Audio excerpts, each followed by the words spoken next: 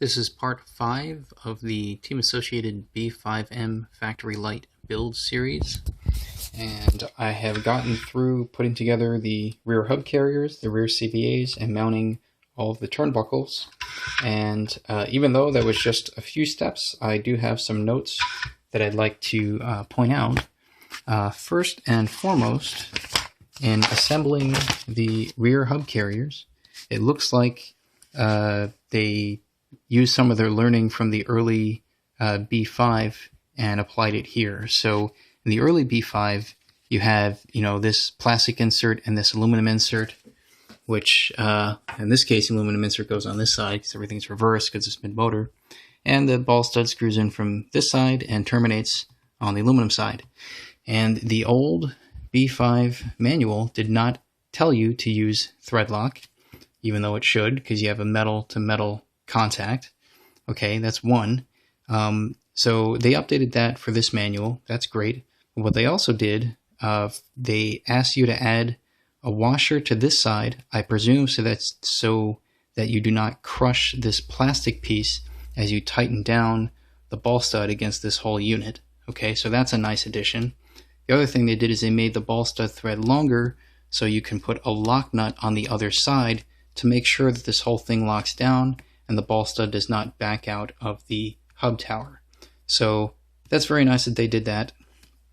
But of course, much like the front assembly, which I had mentioned in I think part 2 probably, these little 3x8mm set screws that they tell you to optionally use to make everything a little bit to make it have less slop, they do not include with the kit. So you got to get those elsewhere. CVAs are fine. There's really nothing to complain about there. It's just 3 simple pieces plus the CVA pin. It goes together pretty straightforward. The actual wheel hex goes on without any washers or spacers, or shims I should say, between the hex and the outer wheel bearing. Likewise, there are no shims to use between the inner wheel bearing and the wheel axle.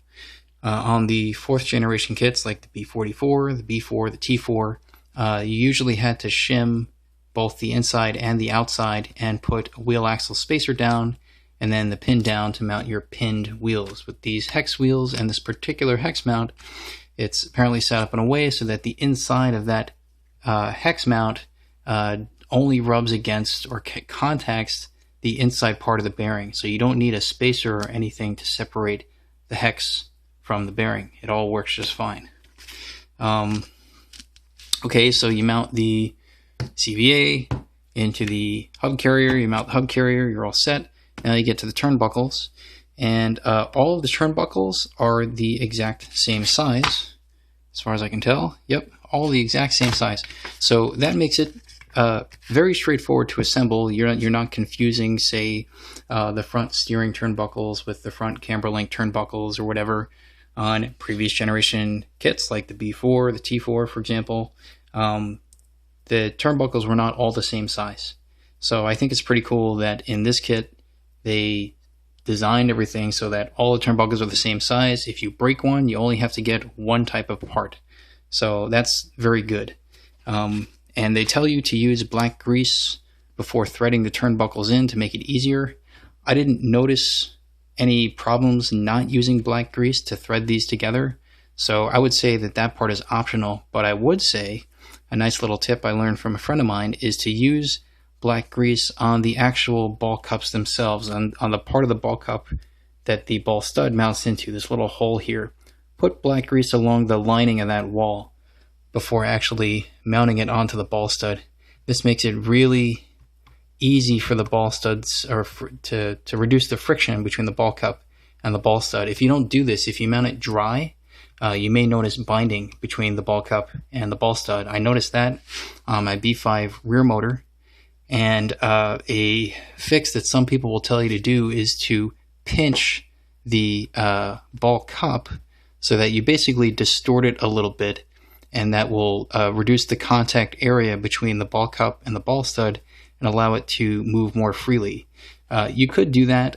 I think the black grease approach is way better because then you're not fiddling with literally distorting a plastic part, and in time maybe that distortion will reset back to the original shape and then you have to pinch it again. This, you can more or less set it and forget it. Put the black grease in, install the ball cups on the ball studs, and it's nice and free. Every single one of them, no problems, no binding whatsoever. It all works fine. Okay, so that's a little tip I want to share with you that I learned from a friend of mine a couple months ago. So basically, the majority of the chassis is done. I got to do the shocks, the electronics, and the body. So I'll make another video after the shocks. I do not anticipate any surprises. It should assemble just like every other team associated shock, but maybe I'll make a video after that. Other notes, I would say the transmission as assembled is very, very smooth. There's no apparent binding or anything, so the molding of the parts is good enough in terms of its tolerance that, I don't feel any friction or any parts of the rotation if I spin this where it feels like it's catching on something or binding. It's all very good. I would only say that, they probably could have designed this in a way so that you don't have to use as many screws to put everything together. Now, maybe there's a reason for that. If it's cheaper to mold, for example, two separate parts than one big part, I can totally understand that from a manufacturing perspective, that maybe it's less costly to do that and then to use more screws to put everything together. I get that.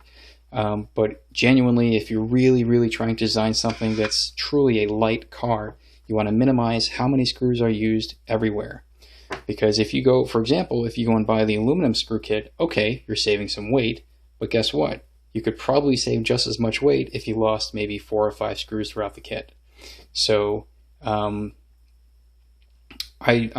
would like to see them make an attempt at, say for the B6, whenever that comes out, to design it in a way that simplifies the assembly so that it minimizes how many heavy metal screws you're using on the car. And although, there is a ROR and I think an FMAR regulation on the mass of the car, not the weight, the mass of 1.5 kilograms. Grams and kilograms are units of mass, not weight. I just want to make that clear. There is a mass limit. Below that limit, the car is illegal. But at the very least, if you build the car and if it comes out of the box at, say, 1.4 kilograms, that means you get 100 grams that you can use anywhere you want, right? Get some lead weights and put them wherever you want to tune the handling of the car to your specific driving style. But if the car is already coming with all these screws that make it kind of heavy, then you don't have that flexibility. So that's just a thought of mine. But it's not, it's still a great car. I mean, I know plenty of people that own this and they run it and it's fantastic. But if you really want to design it to be lightweight, minimize the screw count. Okay, so that's it for this video, and I'll make another one soon. In the meantime, thanks for watching.